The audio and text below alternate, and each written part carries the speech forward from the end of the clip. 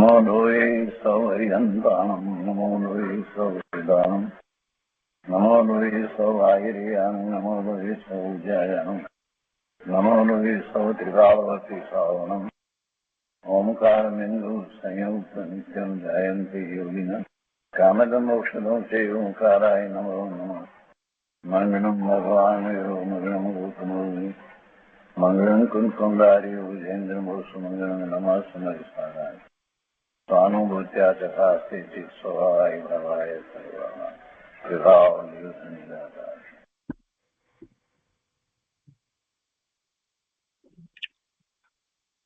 રત્નકરંડક શ્રાવકાચાર શ્રી સમંતભદ્ર સ્વામી રચિત રત્નકરંડક શ્રાવકાચારનો સાથે આપણે કરી રહ્યા છીએ.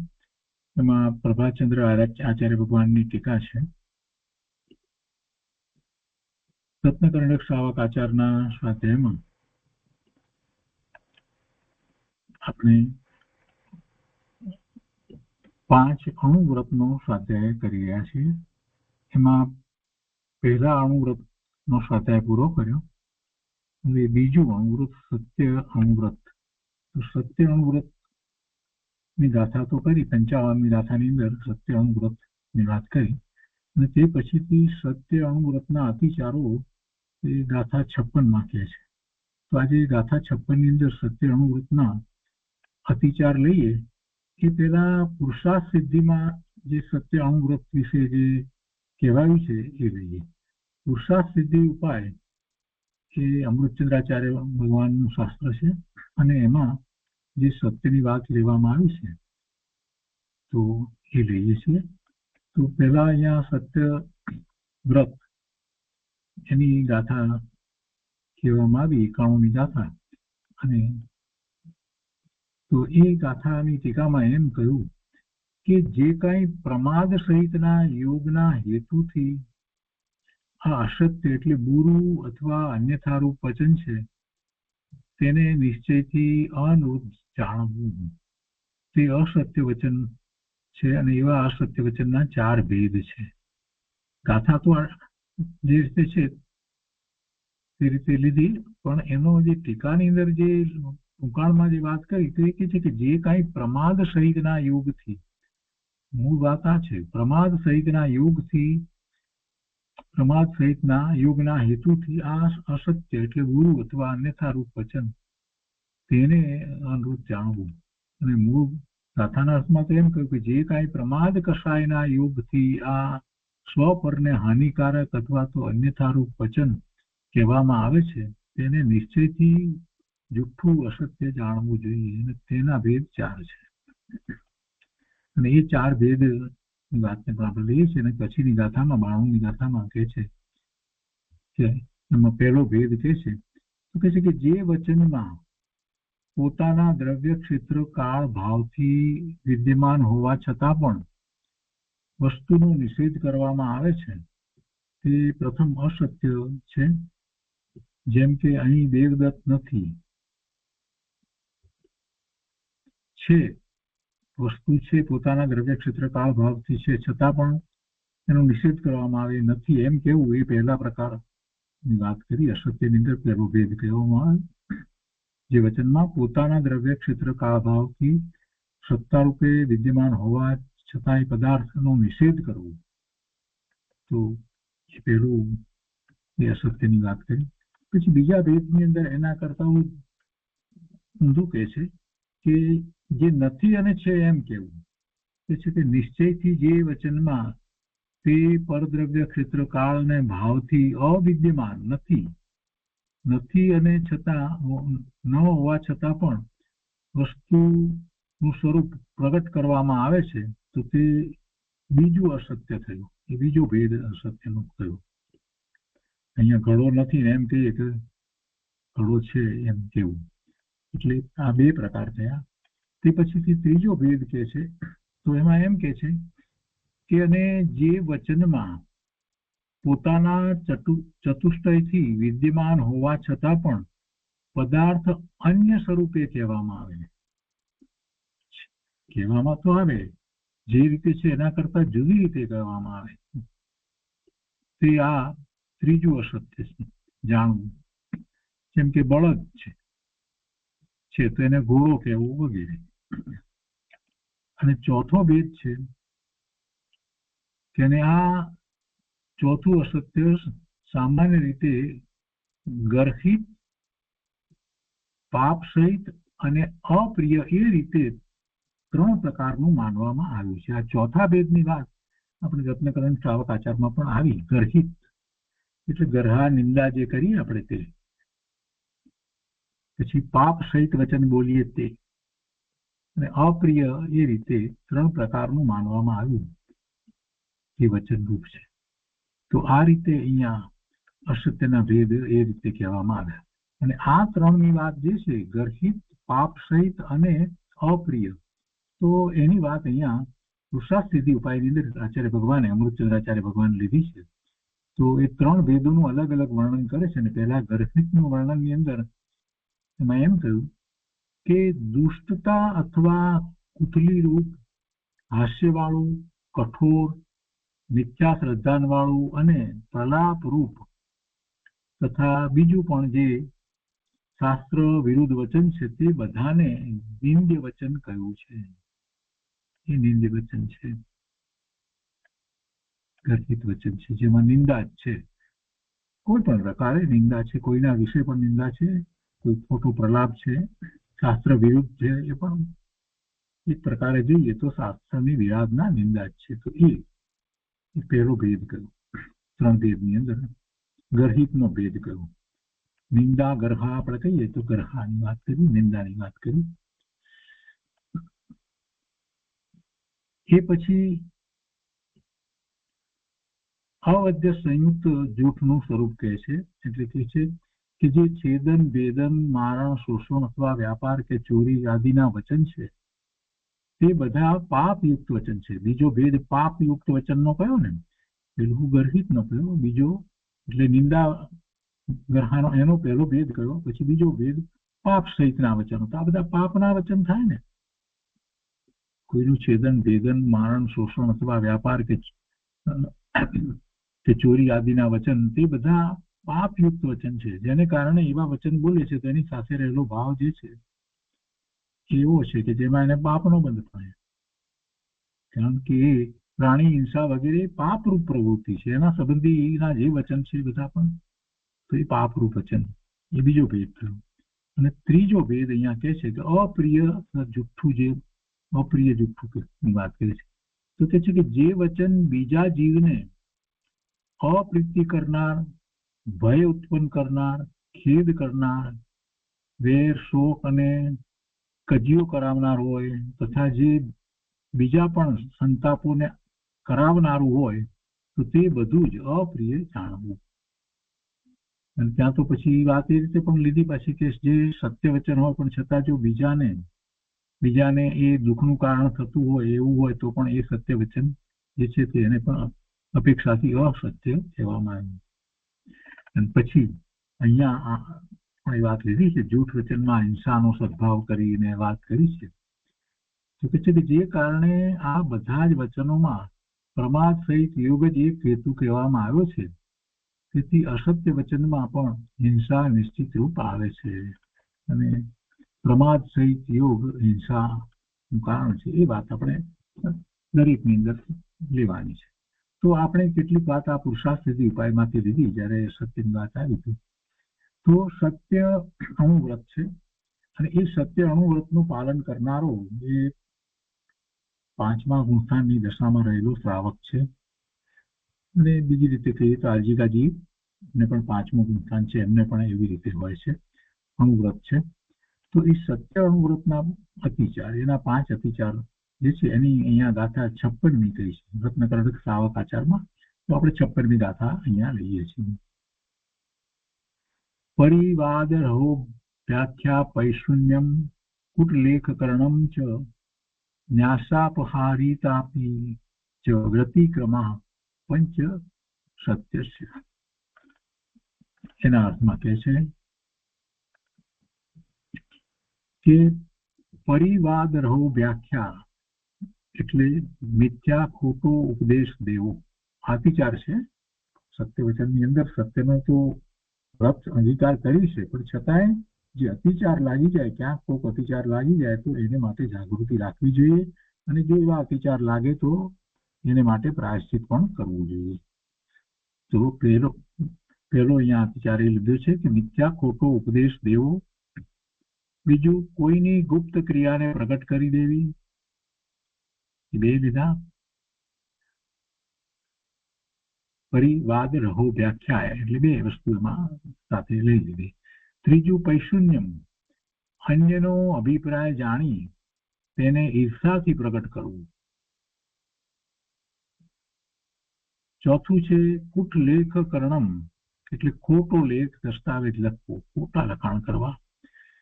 અને પાંચમું છે ન્યાસા પરિહારી તાપી, ગીરો રાખેલી વસ્તુને પણ અંશે હડપ કરી જવાના, બચાવી પાડવાના વચનો બોલવા. એ 5 સત્ય અણુવ્રતના અતિચારો છે. ખોટો ઉપદેશ આપવો પહેલી વાત, કોઈની ગુપ્ત વાતને પ્રગટ કરી દેવી, અન્યનો અભિપ્રાય જાણી તેને ઈર્ષાથી પ્રગટ કરવો, ખોટા લેખ લખવા, અને કોઈ ગીરો મૂકેલી વસ્તુ હોય ને પછી લેવા આવે તો કે આટલી જ છે, તો કે હા એટલી જ છે એમ કરી અને પચાવી પાડવા વાળા એવા વચનો બોલવા કે હા તમે તો એટલી જ મૂકી હતી. આપી ગયો હોય 10,000 અને પછી પેલો એમ કે મેં 8,000 મૂક્યા હતા, તો હા તમે 8,000 જ મૂક્યા હતા. તો એવું એ પ્રકારના બધા વચનો વેપાર વગેરેની અંદર ખોટા બધા ચાલતા હોય બધા. તો એ 5 સત્ય અણુવ્રતના અતિચારો છે. કેટલાય લોકોને વેપાર ધંધામાં એમને એમ છે કે વેપાર ધંધામાં તો અસત્ય બોલવું જ પડે, એમાં પછી ધર્મની વાત ન ચાલે. આવી વાત કરવા વાળા, માનવા વાળા ઘણા લોકો છે. પોતાને જઈને કેવડાવે, સવારના પૂજા કરીને દોડતા દોડતા જાય ઓફિસે, એના ધંધા કે બીજા કોઈ કેવા મોટા જે કઈ વેપાર ધંધા કરતા હોય, અને પછી પાછા ત્યાં કોઈ કેમ માણસ વાત કરે કે ભાઈ તમે આ કેવી ખોટી વાત કરી રહ્યા છો. ધાર્મિક રીતે તો જરાક સમજો કે આવી ખોટી વાત નહીં કરવી જોઈએ. તમારે ચોખ્ખું દેખાય આ તો ખોટું છે તમે કહો છો, તો એને એમ કે જો ધંધામાં ધર્મની વાત નહીં લાવવાની. ધંધામાં ધર્મની વાત નહીં લાવવાની, આ કેવી વાત? એટલે વેપાર ધંધાની અંદર અસત્ય આચરણ, અસત્ય વચન બોલવા, માયાચાર, આ તે બધું એને જસ્ટિફાય કરે. પાછા ધંધામાં તો કે જુઠ્ઠું બોલ્યા વિના ચાલે જ નહીં. આવી વાત. ન્યાયની પ્રક્રિયાની અંદર પણ અસત્ય. વકીલો એમ કે ભાઈ કે બધું સત્ય બોલવા જઈએ તો પછી મુશ્કેલી પડી જાય, એટલે કેટલુંક તો પછી અસત્ય બોલવું પડે. આવી કેટલાય પ્રકારે લોકો અસત્ય બોલવાના ખોટા કારણો શોધી કાઢે અને પાપ ના બંધ કરે છે, પાપના બંધ કરે છે. જેમ વિચાર નથી કરતા કે જગતનું સ્વરૂપ કેવું છે. કોઈ એક દ્રવ્યનું કાંઈ કરી શકતું જ નથી. જગતમાં જીવો રાગ દ્વેષના ભાવ પોતે કરે છે અને ભવના ભ્રમણ કરે છે. કોઈ કોઈને કાંઈ કરાવતું નથી, કોઈને કારણે કોઈને કાંઈ દુઃખ પડે છે, તકલીફ પડે છે, એવું વસ્તુ સ્વરૂપ જ નથી. મને તકલીફ પડે અને હું પછી એમ કહું કે મને આને કામ કહ્યું એટલે થઈ તકલીફ, એ વાત જ ખોટી છે. મારા પાપના ઉદયો હોય, એવા અસાતા વેદની વગેરેના ઉદયો હોય, એવા કંઈક ઉદયો હોય તો પછી મને એવા સંયોગો પ્રાપ્ત થાય, પ્રતિકૂળતા પ્રાપ્ત થાય. એમાં કોઈ શું કરે? તો એમાં અસત્યનો આશરો લેવાથી એ બધું મટી જવાનું છે. પ્રશ્ન તો આપણે આપણી જાતને એ પૂછવાનો કે આપણે અસત્યનો આશ્રય લઈએ, અસત્ય બોલીએ તો એ બધું મટી જાય છે. કેટલાના મનમાં તો એમ છે કે જો આ અસત્ય બોલ્યા ને એટલે બચી ગયા. અરે શું બચી ગયા ભાઈ? સમજ્યો જ નથી. શું સત્ય બોલ્યો હોત તો પણ તું બચવાનો જ હતો. કોણ સમજાવે? અહીંયા કે છે ટીકાની અંદર કે મિથ્યા ઉપદેશ અર્થાત સ્વર્ગ અને મોક્ષની પ્રયોજન વાળી ક્રિયા વિશેષોમાં કોઈનું અન્યથા સમાપન કરવું તે પરિવાદ. અહીંયા પરિવાદ શબ્દ છે ને, પરિવાદ બે શબ્દ છે, પરિવાદ છે અને રહો વ્યાખ્યા. રહો વ્યાખ્યાનો અર્થ થાય છે કોઈની ગુપ્ત વાત જે છે એને પ્રગટ કરવી, અને આ પરિવાદ, તો પરિવાદો નો અર્થ અહીંયા કર્યો છે કે મિથ્યા ઉપદેશ અર્થાત સ્વર્ગ અને મોક્ષની પ્રયોજન વાળી ક્રિયા વિશેષોમાં કોઈનું અન્યથા સમાપન કરવું ખોટો ઉપદેશ તે પરિવાદ મિથ્યા ઉપદેશ છે.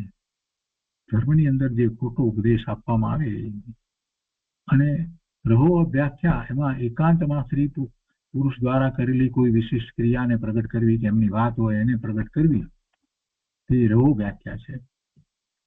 વૈશુન્ય એટલે વૈશુન્યમાં શરીરની ચેષ્ટાથી અને ભવાની ક્રિયા આદિથી બીજાનો અભિપ્રાય જાણીને ઈર્ષાથી તે પ્રગટ કરવું તે સાકાર મંત્ર ભેદ છે એવો અર્થ થાય છે.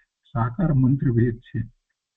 સાકાર એટલે એ ક્રિયા દ્વારા કરે છે એટલે સાકાર.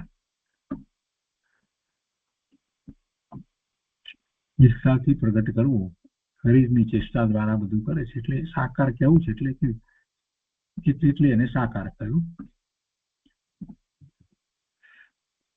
હવે કહે છે કે કુટલેખ કરણમ એટલે બીજા દ્વારા કાંઈ પણ નહીં કરેલા અને નહીં કરેલા અને તેણે કહ્યું છે અને તેણે કર્યું છે એમ તેને ઠગવાના હેતુથી જૂઠો દસ્તાવેજ જૂઠો લેખ લખવો તે કુટલેખ ક્રિયા છે. પેલા એ કહ્યું હોય જુદું ને અહીંયા લખે જુદું. અનેક પ્રકારે એવું લખાણો ખોટા લખાણો કરવામાં આવે. કોઈના નામે પણ ખોટા લખાણો કરવામાં આવે અને આ ધંધાની અંદર પણ એવા ખોટા કેટલાય લખાણો વગેરે કરવામાં આવે તો કૂટલેખ ક્રિયા છે એવો અર્થ છે. અને ન્યાસાપહારિતા એટલે વસ્તુ ગીરો મૂકનાર, વસ્તુની સંખ્યા ભૂલી જાય અને પછી ઓછી વસ્તુ માગે તો લેનાર ને હા એટલી જ છે એ જ છે એવું વચન કેવું કે હા તમે આટલું જ મૂક્યું હતું, તમે આટલું જ મૂકી ગયા હતા. પોતે જાણે છે કે પેલો વધારે મૂકી ગયો છે તો પણ તો એ ન્યાસાપહારિતા છે. તો એ પ્રમાણે પરિવાદ મિથ્યા ઉપદેશ છે. આદિ 4 અને ન્યાસાપહારિતા એટલે 5મું એમ બધા મળી અને સત્ય એટલે સત્ય અણુવ્રતના 5 વ્યતિક્રમ અતિચારો છે. ભાવાર્થમાં એને સરળ શબ્દોમાં મૂક્યું છે કે સત્ય અણુવ્રતના 5 અતિચાર છે. પરિવાદ એટલે મિથ્યા ઉપદેશ, અભ્યુદય અને કલ્યાણકારક કાર્યોમાં અન્યથા ઉપદેશ દેવું. આત્મા નું સ્વરૂપ જેવું છે તેવું જાણી અને આપણે તો સ્વરૂપમાં એકાગ્રતા કરવી છે. હવે આવો જેને વિચાર જ નથી, યંત્રમાં એવો વિકલ્પ નથી અને એ પોતે એમ માને કે આને હું આ રીતે વાત સમજાવી દઈશ તો મને લાભ થશે એમ કરી અને એ મિથ્યા ઉપદેશ આપે. ખોટી રીતે એ શિષ્યો બનાવવા માટે કેટલાય લોકો ખોટો ઉપદેશ આપે, ખોટી રીતે વાત કરે, પોતાનું ગ્રુપ જમાવવા માટે. આ બધું ઘણું બધું જગતમાં ચાલી રહ્યું છે. ધર્મના નામે બધું અસત્ય તો કેટલું બધું ચાલે છે. એટલે એ બધા મિથ્યા ઉપદેશ કલ્યાણના કારણમાં, કલ્યાણનું કારણ જે છે એ તો પોતાનું સ્વરૂપ છે. એમાં એની સમજ ન હોય અને પોતાને એમ જ હોય કે હું જાણું છું એમ કરી અને એ ઉપદેશ આપે એવું એટલે બીજી રીતે ઉપદેશ દેવો એ પરિવાદ છે. અને સૌથી મોટું આ જ છે કે જીવે ધ્યાન એ જ રાખવાનું છે કે આ જીનવાણી છે કે નથી, આ મિથ્યા ઉપદેશ છે, આ ખોટી વાત છે કે જીનવાણીની વાત છે. એ મુમુક્ષુએ એમાં બહુ ધ્યાન રાખવું જોઈએ કે પરિવાદ છે કે સત્ય વચન છે, જીનવાણી છે કે નથી, એનો નિર્ણય કરી અને ધર્મમાં પ્રવર્તવાનું હોય છે. કેમ કે જગતમાં આવું બહુ ચાલે છે. મિથ્યા ઉપદેશ તો અનેક પ્રકારે ને અનેક પ્રયોજનથી આ મિથ્યા ઉપદેશ આપવામાં આવે છે, જાણી જોઈને કરવામાં આવે છે.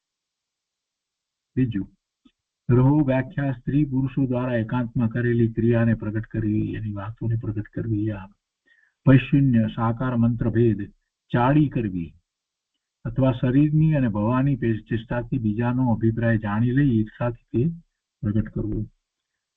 ચોથું કુટલેખ ક્રિયા બીજાને ઠગવા માટે ખોટો દસ્તાવેજ કરવો, ખોટા લખાણો લખવા. ખોટા લખાણો લખવાના અનેક કારણો છે. રાજકારણની અંદર તો બધું ખોટું કેટલું લખવામાં આવે, ખોટી ખોટી વસ્તુ ઊભી કરી દેવામાં આવે, ઘણું બધું થાય છે. જે થયું જ ન હોય એવું કરવામાં આવે છે. વર્તમાનમાં તો હવે તો લોકો એવી ખોટી વિડીયો પણ બનાવે છે અને એ ખોટી બનાવી અને એ પછી એને રજૂ કરે છે કે આ આવું બન્યું હતું એવું. આર્ટિફિશિયલ ઇન્ટેલિજન્સનો ઉપયોગ અત્યારે વર્તમાનમાં એટલો બધો ખોટા કાર્ય કરવા માટે થવા માંડ્યો છે જે નથી એવી જાતની ખોટી વિડીયો વગેરે બનાવી અને એને ન્યાય માટે ન્યાયાલયમાં રજૂ કરે છે. આવું બધું કેટલું બધું ચાલે છે. આ બધું એમાં આવી જાય. કૂટલેખની અંદર જ આવી ગયું. લખો કે કંઈ પણ કરો એ બધું અસત્ય જ છે ને. પાંચમું, ન્યાસાપહાર. ગીરો મૂકેલી વસ્તુને ગીરો મૂકનાર ભૂલથી ઓછી વસ્તુ માંગે તો તેને તેટલી આપવી. આ ઓછી એટલી જ હતી તે એટલી જ હતી. એટલે એવા અનેક પ્રકારે અસત્યની વાત એમાં કરવામાં આવી. સિદ્ધાંત અપેક્ષા પુરુષાર્થ સિદ્ધિ ઉપાયની અંદર પહેલા 4 ભેદ ગયા અને પછી એમાં ચોથા ભેદની અંદર જે વાત આવી એ બધી અહીંયા આવી ગઈ. તો ઉપરની ક્રિયાઓમાં નબળાઈને લીધે પ્રવર્તે છે તેથી તે અતિચાર છે. જો આ નોંધ જે આપી એમાં કહેવાનો આશય એ છે કે બહારમાં જે કંઈ ક્રિયા વગેરે જે થાય છે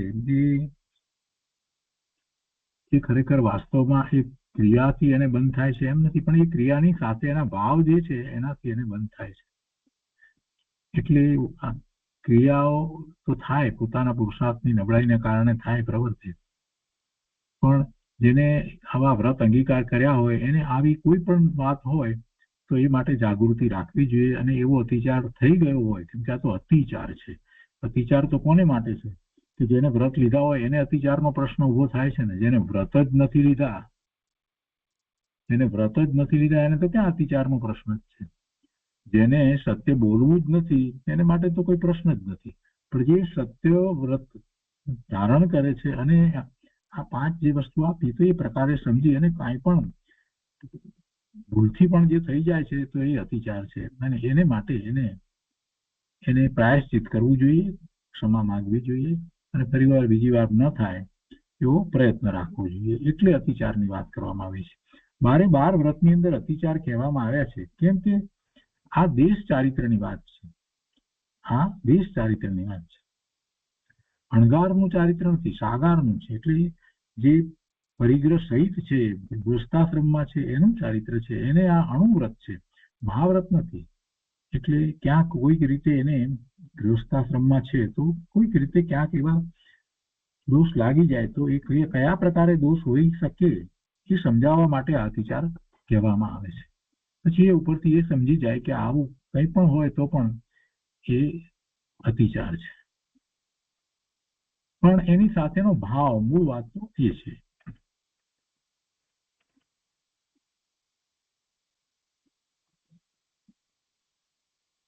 તો એ રીતે એ સત્ય અણુવ્રતના અતિચારની વાત થઈ.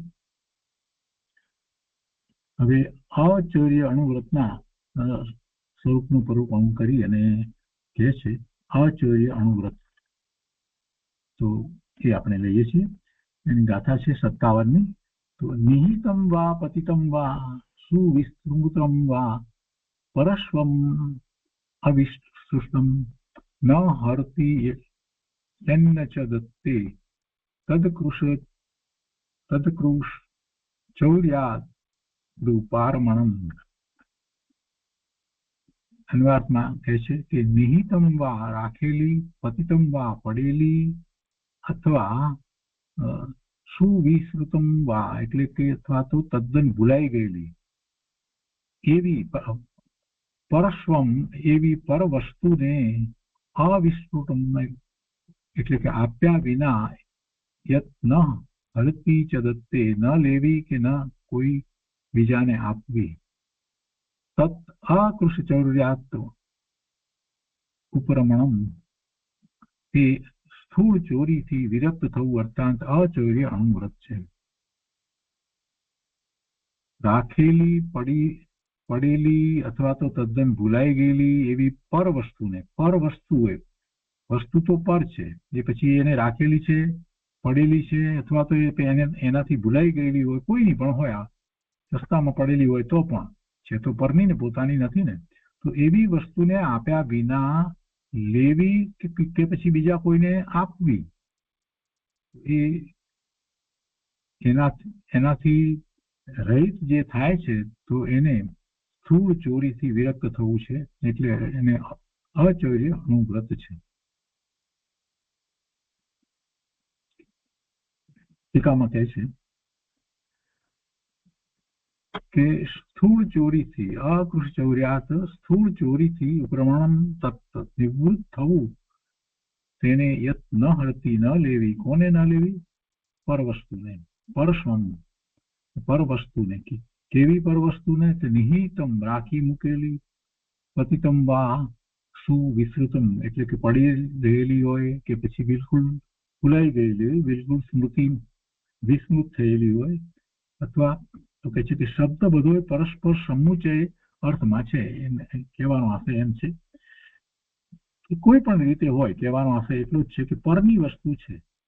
તો આવી પર વસ્તુને આપ્યા વિના અવિસ્મૃતમ, એટલે આપ્યા વિના સ્વયં ન લેવી અને બીજાને ન દેવી. પોતે ન લે પણ એ લઈને બીજાને આપે એમ પણ નહીં. તેને સ્થૂળ ચોરીથી નિવૃત્ત થવું કહે છે, અર્થાત અચૌર્ય વ્રત કહે છે.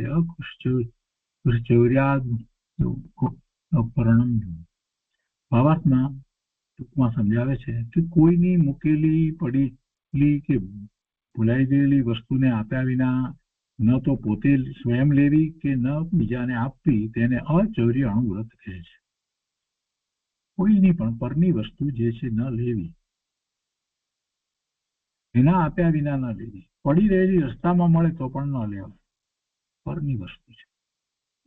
કેટલાક લોકો કહે છે કે એમાં શું કહે, રસ્તામાં પડતી કે એમાં આપણને તો ખબર નથી કોની છે, તો આપણે લઈ અને એમાં કંઈક બીજાને આપી દઈએ, ગરીબ માણસને આપીએ, આમ તેમ જે દલીલ કરે છે ને કેટલાક લોકો, કેમ કે એમને શાસ્ત્રના અભ્યાસ નથી ને, એટલે એ પોતાની બુદ્ધિથી એ બધા અર્થ કરે છે, એટલે એવી દલીલ સૂચવે છે. જેને શાસ્ત્ર અભ્યાસ છે એને વસ્તુની કોઈ કિંમત નથી, અને પર વસ્તુને ગ્રહણ આમે ભગવાન આત્મા ક્યાં કરે છે? આમે હું કોણ એમ વિચાર કરે તો હું તો ભગવાન આત્મા જ્ઞાન આનંદ સ્વરૂપ છું, અને આ પર પદાર્થોને આમે હું ક્યાં ગ્રહણ કરું છું? માત્ર એમાં પોતાપણાનો ભાવ મૂકવો, મારું છે, મને મળ્યું, મને એવો ભાવ કરવો. ને પરની છે છતાં પણ એ પોતાને મળી એટલે પોતાની છે એવો ભાવ કરવો, એ ભાવને કારણે એને પાપના બંધ પડે છે. એટલે જઈને પછી બીજાને આપી દઈશું, આમ કરશું તેમ કરશું, આ બધા વિકલ્પો એ મિથ્યા દ્રષ્ટિના બધા વિકલ્પો છે. સમ્યક દ્રષ્ટિ જ્ઞાની ધર્મીને એવા કોઈ વિકલ્પો હોતા જ નથી. જેને ખરેખર પાંચમું ગુણસ્થાન છે એને તો કસાઈની બે ચોકડીનો અભાવ થયો છે, ને કસાઈની બે ચોકડીનો અભાવ થયો એને બધી એવા બધા વિકલ્પો ના આવે. રસ્તામાં પડી છે તો લાવો લઈને બીજાને કોકને આપી દઈશું, એવા બધા વિકલ્પો એને ના આવે. એ મિથ્યા દ્રષ્ટિના વિકલ્પો છે. મિથ્યા દ્રષ્ટિને એમ છે બધું, દરેક વસ્તુ જે કોઈ પદાર્થ એક પરમાણુ માત્ર જે છે એનું પરિણામ આ જગતની અંદર સ્વયં સંચાલિત છે. તારે ચિંતા કરવાની જરૂર નથી, રસ્તામાં પડી હોય કે ન પડી હોય, જેમ હોય તેમ. છોકરા ચિંતા કરે છે, નકામાનો ભાવ બગાડી અને પાપમાં પડે છે, અને એના સંબંધીના પછી કેટલાય વિકલ્પો આવે. વખત ઉપાડી લીધી તો પછી આનું શું કરવું ને કેમ કરવું ને કોને આપવું ને, આવી ઉપાધિ કરવાની કાંઈ જરૂર. અથવા તો એ પછી પડી છે તો ન લીધી તો પછી કે હવે શું થશે એનું, એના વિચારો કરવા. આ બધા વિચારો કરવાની જરૂર હોતી નથી. એ બધો મિથ્યા દ્રષ્ટિ ને એવા બધા વિકલ્પો ને વિચારો આવે, એ એના ખોટા ખોટા જીનવાણીથી વિરુદ્ધ એવા જસ્ટિફિકેશનો આપે. બાકી સમ્યક દ્રષ્ટિ ધર્માત્માને તો આ વાત તરત બેસી જાય કે ભાઈ પરની વસ્તુ, કોઈની પણ વસ્તુ આપ્યા વિના લેવી નહીં. એ પછી પડેલી હોય, રાખી મૂકેલી હોય, નકામી હોય, ગમે તે રીતે હોય, અને એ બીજાને લઈને આપવી પણ નહીં. બસ એટલી વાત એને તો સરળતાથી બેસી જાય. એમ કે એ વસ્તુ જે છે એ ક્યાં મારું કઈ હિત પણ કરે છે કે હિત પણ કરે છે. વસ્તુના કારણે છે, એનું સ્થળાંતર થવાથી મારા પરિણામ બદલાય છે. બીજી રીતે વિચાર આપણે કરતા જ નથી. ઘણી વાર સમજ્યા વગર આમ નામ ચલાવે જઈએ છીએ મિથ્યાત્વને કારણે, પણ વિચાર કરીએ કે એક વસ્તુનું સ્થળાંતર થાય એ જગ્યાએથી કે જ્યાં પોતે રહે છે તે જગ્યાએ સ્થળાંતર થયું એટલે પોતે સુખી થઈ જવાનો છે. કયું સુખ એને આવી જાય છે? કયું સુખ આવે છે? મારાપણાનો ભાવ આવે છે, મિથ્યા ભાવ વધે છે, મિથ્યાત્વનું પોષણ થાય છે, પાપ વધે છે, સુખ નથી આવી જતું. ધારો કે ઉદાહરણથી આપણે જરાક વિચાર કરીએ, ધારો કે $1000 મળી ગયા રસ્તામાંથી ક્યાંક, $1000 અથવા ઇન્ડિયામાં હોય ₹1,00,000 મળી ગયા કોઈક રીતે ક્યાંકથી, કોઈકની બેગમાંથી, આમ તેમ. તો એને એમ થાય કે આ તો બહુ સરસ, હું આનો સારો સદુપયોગ કરીશ, વગેરે વગેરે વગેરે વગેરે, એવો બધો વિચાર કરે. વાસ્તવમાં એના સ્થળાંતરથી શું થાય છે એનો એ વિચાર નથી કરતો કે પોતે મિથ્યાત્વનું પોષણ સિવાય બીજું કાંઈ કરતો નથી. પોતાની શાંતિ એમાં હણાઈ જાય છે. એ જ્યાં સુધી એનો નિકાલ નથી થતો ત્યાં સુધી, જ્યાં સુધી એ રહે છે અને જ્યાં સુધી એમાં પોતાપણાની બુદ્ધિ કરે, અથવા તો એને હું ધર્માદમ આપીશ, આમ કરીશ, તેમ કરીશ, કંઈક અનેક પ્રકારે વળી પાછા બીજા વિચાર આવે કે કોઈ એનો માલિક શોધતો આવશે તો શું, આ તે બધું.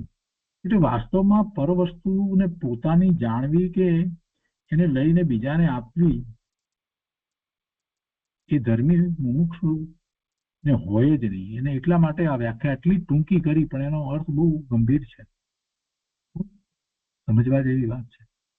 કોઈની મૂકેલી પડેલી કે ભૂલાઈ ગયેલી વસ્તુ આપ્યા વિના લેવી નહીં કે બીજાને આપવી નહીં, તે અચર્ય અણુવ્રત છે.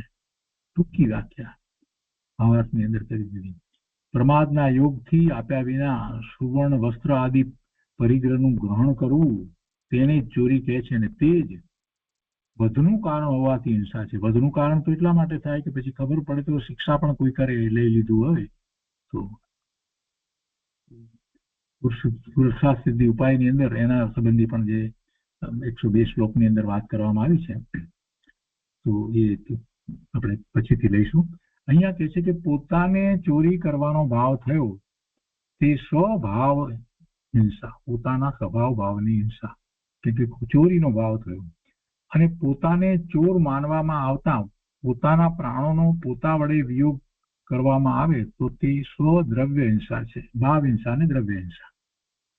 પોતાને જ પછી એમ થાય કે ચોર બધા માને છે એટલે પોતે આપઘાત કરે તો દ્રવ્ય હિંસા. તો સ્વની દ્રવ્ય હિંસા અને સ્વની ભાવ હિંસા. જે જીવની વસ્તુ ચોરવામાં આવી તેને અંતરંગમાં પીડા થઈ તે તેની એ પર ભાવ હિંસા છે. અને તે વસ્તુના નિમિત્તે તેના જે દ્રવ્ય પ્રાણ પુષ્ટ હતા તે પુષ્ટ પ્રાણોનો નાશ થયો તે તેની પરની દ્રવ્ય હિંસા થઈ. વિચારો કપાય એટલે એની દ્રવ્ય હિંસા થઈ. આ રીતે ચોરી કરવાથી ચોરી કરનારની તથા જેની ચોરી થઈ છે તેની દ્રવ્ય હિંસા અને ભાવ હિંસા એમ બંને પ્રકારની હિંસા થાય છે. અને આ વાત જે છે એ પુરુષાર્થ સિદ્ધિ ઉપાય ગુજરાતી 102 106 લીધી છે. આપણે એ આવતી વખતે લઈશું એનો વિસ્તાર. બહુ સરસ વાત છે. તો આગળ કહે છે કે ધન ધાન્ય આદિ પદાર્થો મનુષ્યના બાહ્ય પ્રાણ છે. તેનું હરણ થતા યા નાશ થતા તેને પોતાના પ્રાણઘાત જેટલું દુઃખ થાય છે. જીવોને એટલું દુઃખ થાય છે, પોતાનું છે એમ કરી અને જીવોને દુઃખ થાય છે. તો પ્રમાદનું નામ જ હિંસા છે અને ચોરીમાં પ્રમાદ અવશ્ય છે. માટે જ્યાં ચોરી છે ત્યાં અવશ્ય જ હિંસા છે. હિંસાની મુખ્યતાથી બધા વ્રત કહેવામાં આવે છે ને, એટલે દયા એટલે વ્રત લેવામાં આવે તો દયાની મુખ્યતાથી વાત થાય. પરંતુ પ્રમત યોગ વિના પર પદાર્થને કોઈના આપ્યા વિના ગ્રહણ કરવામાં ચોરીનો દોષ નથી. સાથે ને સાથે આ વાત પણ લીધી છે, પ્રમત યોગ વિના પર પદાર્થને કોઈના આપ્યા વિના ગ્રહણ કરવામાં ચોરીનો દોષ નથી.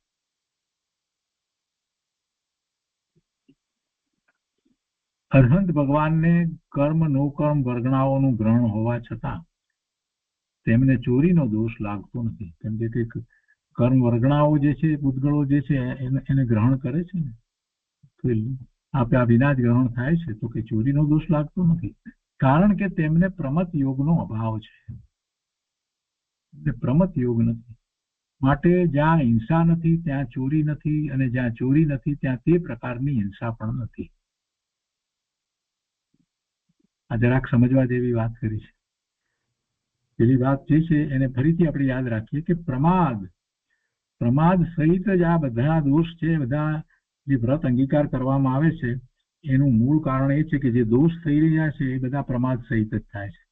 જીવને પ્રમાદ છે એટલે દોષ છે, અને દોષ છે તેને માટે વ્રત લે છે. પ્રમાદ છે એટલે જે આત્માનું લક્ષ્ય જ નથી, એટલે અનેક પ્રકારે એને દોષ થાય. તેમાં મુખ્ય જે છે તે 5 કહેવામાં આવ્યા: હિંસા, અસત્ય, ચોરી, અબ્રહ્મચર્ય અને પરિગ્રહ. તો એ 5ની અંદર પ્રમાદ તો છે, અને પ્રમાદ સહિત છે એટલે એ થાય છે. તો જો પ્રમાદ છૂટી ગયો એટલે કે આત્માનું જ લક્ષ્ય રહે તો એ પછી જે પદાર્થો બાહ્યમાં એનું જે કંઈ થવું હોય તે થાય, તેથી કંઈ દોષ લાગતો નથી. પ્રમાદ છે એટલે જ થાય છે. દોષનું મૂળ કારણ પ્રમાદ છે. એટલા માટે એ બધાની અંદર જે હિંસા કહેવામાં આવી તો મૂળ વસ્તુ એમ છે કે પ્રમાદ છે એ જ હિંસા છે. પ્રમાદનું નામ જ હિંસા છે.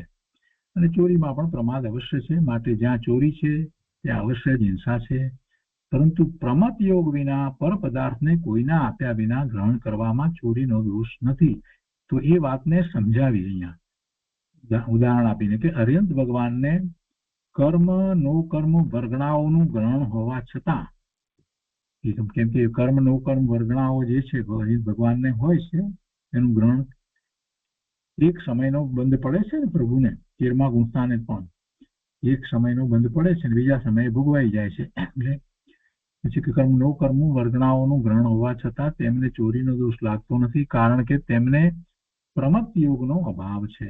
માટે જ્યાં હિંસા નથી ત્યાં ચોરી નથી, અને જ્યાં ચોરી નથી ત્યાં તે પ્રકારની હિંસા પણ નથી.